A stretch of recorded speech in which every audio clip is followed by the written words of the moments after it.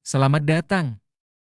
Dalam video ini, kita akan mempelajari tentang alih kode, campur kode, dan interferensi dalam linguistik. Dalam dunia linguistik, ada fenomena menarik yang sering terjadi dalam komunikasi antar penutur bahasa, yaitu alih kode, campur kode, dan interferensi. Alih kode. Alih kode adalah perubahan penggunaan bahasa akibat perubahan situasi. Misalnya, seseorang bisa beralih dari bahasa Indonesia ke bahasa Inggris saat berbicara dengan penutur lain yang lebih fasih berbahasa Inggris. Menurut Himes, alih kode tidak hanya terjadi antar bahasa, tapi juga antar ragam atau gaya dalam satu bahasa. Alih kode dapat terjadi karena beberapa alasan, seperti 1. Pembicara yang ingin mendapatkan keuntungan sosial. Seorang penutur sering bertukar kode untuk mendapatkan manfaat dari tindakan mereka. Alih kode untuk mencapai keuntungan ini biasanya dilakukan oleh penutur yang mengharapkan bantuan dari lawan bicaranya ketika berbicara. 2. Pendengar yang memiliki kemampuan berbahasa berbeda. Misalnya suatu lawan bicara dapat menyebabkan terjadinya alih kode karena penutur ingin menyeimbangkan kemampuan berbahasa lawan bicaranya. Dalam hal ini, kemampuan bahasa orang lain biasanya lebih lemah atau agak kurang karena belum tentu itu adalah bahasa ibu mereka. Jika lawan bicara memiliki latar belakang linguistik yang sama dengan penutur, alih kode hanya terjadi dalam bentuk perubahan varian, baik regional maupun sosial. Gaya atau register. 3. Kehadiran pihak ketiga. Keadaan orang ketiga dalam alih kode juga menentukan bahasa atau varian yang akan digunakan. Misalnya, beberapa mahasiswa duduk di depan ruang kuliah dan berbicara dalam bahasa sehari-hari. Tiba-tiba seorang profesor datang dan berbicara. Jadi sekarang para siswa bertukar kode menggunakan bahasa ragam formal bahasa Indonesia. 4. Perubahan dari formal ke informal. Perubahan situasi berbicara dapat menyebabkan alih kode. Pada ilustrasi, sebelum perkuliahan dimulai suasananya informal, tetapi setelah perkuliahan dimulai situasinya menjadi formal, kemudian terjadi alih kode.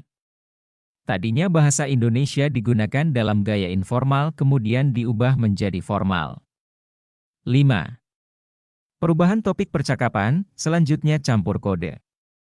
Campur kode terjadi ketika seorang penutur mencampurkan dua bahasa atau lebih dalam satu percakapan, seringkali tanpa disadari. Menurut Nababan, campur kode adalah fenomena linguistik ketika orang mencampur dua bahasa dalam satu kalimat tanpa alasan yang jelas. Selanjutnya yaitu jenis dan faktor campur kode. Campur kode dapat dibedakan menjadi eksternal, yaitu mencampur bahasa asing, dan internal, mencampur bahasa lokal. Faktor-faktor yang mempengaruhi campur kode termasuk 1. Status sosial. 2. Keinginan untuk menjelaskan. Yang termasuk faktor ini adalah tampak pada peristiwa campur kode yang menandai sikap dan hubungan penutur terhadap orang lain, dan hubungan orang lain terhadapnya. 3. Kedwibahasaan. Kedwibahasaan dalam masyarakat. Kedwibahasaan dalam masyarakat selain menyebabkan terjadinya alih kode, interferensi dan integrasi juga menimbulkan campur kode dan berbagai pengaruh lainnya yang berasal dari bahasa ibu dan bahasa kedua. 4. Kebiasaan penutur. Campur kode juga dapat terjadi karena kebiasaan penutur menggunakan bahasa ibu dan bahasa kedua sehingga terjadi pencampuran bahasa. Contoh campur kode. Contoh campur kode dalam kalimat sehari-hari termasuk penggunaan bahasa Inggris dalam percakapan berbahasa Indonesia. Seperti, ayo belinya lewat Shopee aja biar dapat free shipping. Aku love you forever. Kamu pakai sepatu size berapa? Ayo, belinya lewat Shopee aja biar dapat free. Hayuk beli sepatu itu.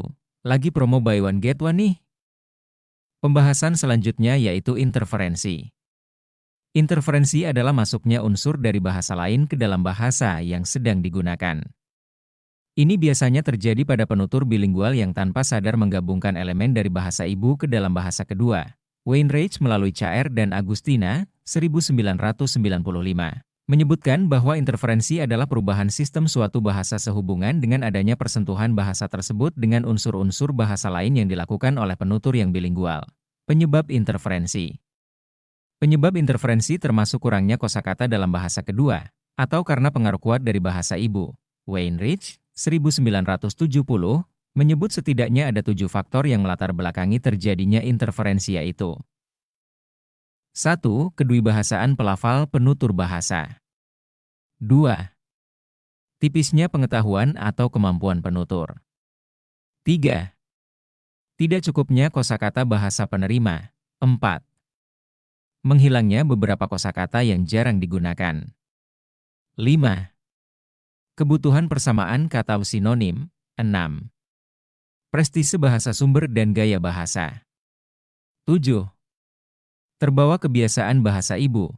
Selanjutnya, ada jenis interferensi. Interferensi dapat dibedakan berdasarkan bidangnya, seperti interferensi fonologis, morfologis, dan sintaksis. Interferensi fonologis terjadi saat penutur melafalkan, menyisipkan, bunyi-bunyi bahasa dari bahasa lama ke dalam bahasa penerima. Interferensi ini terbagi lagi menjadi dua jenis, yaitu interferensi pengurangan huruf, selalu menjadi selalu.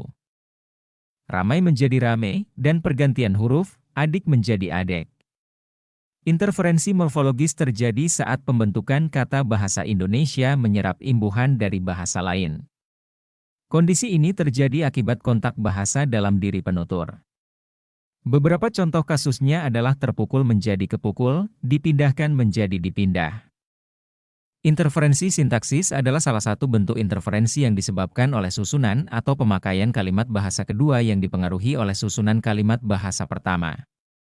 Contoh kasusnya adalah kami memiliki perusahaan ini sejak tahun 2000. Perusahaan ini kami punya sejak tahun 2002. Dari penjelasan yang sudah dipaparkan dapat disimpulkan bahwa dengan mempelajari alih kode, campur kode, dan interferensi adalah bagian dari dinamika penggunaan bahasa dalam masyarakat bilingual. Memahami fenomena ini membantu kita mengenali keragaman dan fleksibilitas dalam berbahasa.